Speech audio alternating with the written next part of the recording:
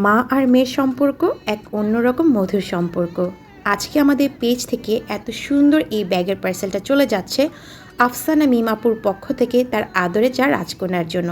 আপুর স্ক্রিনশটটাও আমি তোমাদেরকে ভিডিওতে দেখিয়ে দিলাম। 2 থেকে 3 দিন আগে আপু আমাকে ইনবক্স করে বলছিল যে সেম ব্যাগটা আপুর 4 পিস লাগবে।